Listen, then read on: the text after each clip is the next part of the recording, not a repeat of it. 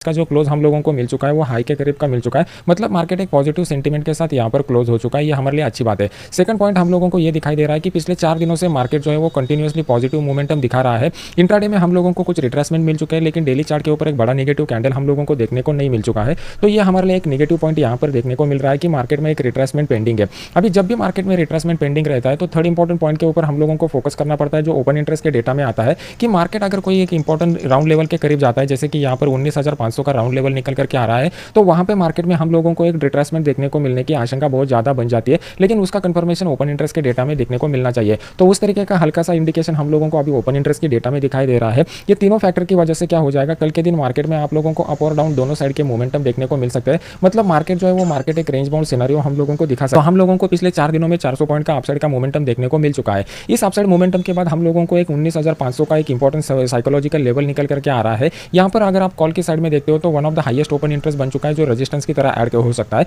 और 19,400 का जो लेवल है उसकी पुट की साइड में भी अच्छा खासा ओपन इंटरेस्ट का डेटा ऐड हो चुका है, तो हम लोगों को सपोर्ट की तरह काम करेगा। तो कल के दिन हम लोगों को इंपॉर्टेंट पॉइंट के ऊपर ही ट्रेड लेना है। इन बिटवीन अगर आप ट्रेड लेने की कोशिश करोगे तो आप वहां पे आसानी से फंस जाओगे। अभी सबसे इंपॉर्टेंट रेजिस्टेंस पॉइंट हम लोगों को कहां पे मिल रहा है, तो वो मिल रहा है 19,520 के करीब का। अभी ये लेवल इतना इंपॉर्टेंट क्यों है, इसको पहले समझने की कोशिश करते हैं। सबसे पहली बात, price action point of view से एक स्ट्रॉन्ग डाउन ट्रेंड मतलब गिरावट हम लोगों को इस पॉइंट से स्टार्ट हुई थी, और इस पॉइंट में अगर आप देखोगे तो यहाँ पर मार्केट में अच्छे खासे फ्रेश सेल के पोजीशन बन चुके थे। जो लोग ओपन इंटरेस्ट के डेटा को स्टडी करते हैं उनको ये पॉइंट समझ में आया रहेगा।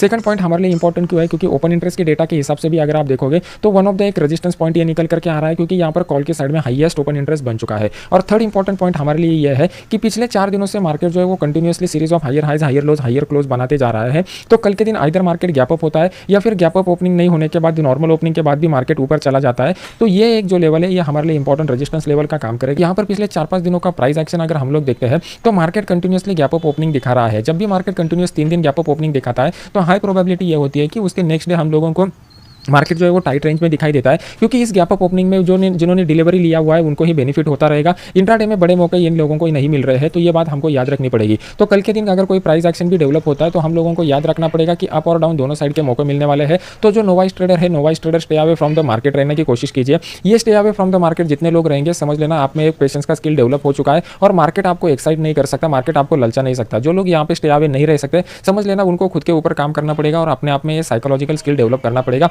निफ्टी में बहुत ही बढ़िया स्ट्रक्चर बन चुका है। बहुत दिनों के बाद मुझे ऐसा मार्केट दिखाई दे रहा है। अगर आप पिछले 4 कैंडल देखोगे तो चारों के चारों कैंडल मार्केट में दोजी बन चुके हैं। ये दोजी कैंडल हम लोगों को इंडिकेट कर रहे हैं कि मार्केट अगर ऊपर भी जा रहा है तो ऊपर जाते समय बायर में हम लोगों को कॉन्फिडेंस नहीं दिखाई दे रहा है। यहाँ पर बायर और सेलर दोनों के बीच में दिन भर में लड़ाई होती है और एट द एंड मार्केट जहाँ पे ओपन होता है वहीं पे खत्म होता है। तो ये हमें इंडिकेट कर रहा है कि यहाँ पर जो लोगों ने डिलीवरी लेकर रखी हुई है वो डिलीवरी में हम लोगों को बायस जो था वो बायस बाय की तरफ का, मतलब ऊपर की तरफ का बायस हम लोगों को दिखाई दे रहा था, और बस उन्हीं के भरोसे के ऊपर मार्केट जो है वो थोड़ा थोड़ा अपसाइड का मोमेंटम दिखा रहा है। अदरवाइज जो डे ट्रेडर है वो डे ट्रेडर में कहीं पे भी यहाँ पर कन्विक्शन हम लोगों को नहीं दिखाई दे रहा है। तो डे ट्रेडर अपना पोजीशन होल्ड करके नेक्स्ट डे के लिए लेके जाने के लिए प्रेफरेंस नहीं दे रहे हैं। तो इस मौके को हम लोगों को किस तरीके से देखना है, तो ये भी मार्केट हम लोगों को इंडिकेट कर रहा है कि कोई बढ़िया प्राइस एक्शन या टाइम एनालिसिस का स्ट्रक्चर डेवलप होने दीजिए और ओपन इंटरेस्ट की डेटा में वहाँ पे कंफर्मेशन मिलने दीजिए, तभी जाके वहाँ पर ट्रेड करने में मजा है। और उस समय तक मार्केट से स्टे अवे रहना प्रेफर कीजिए।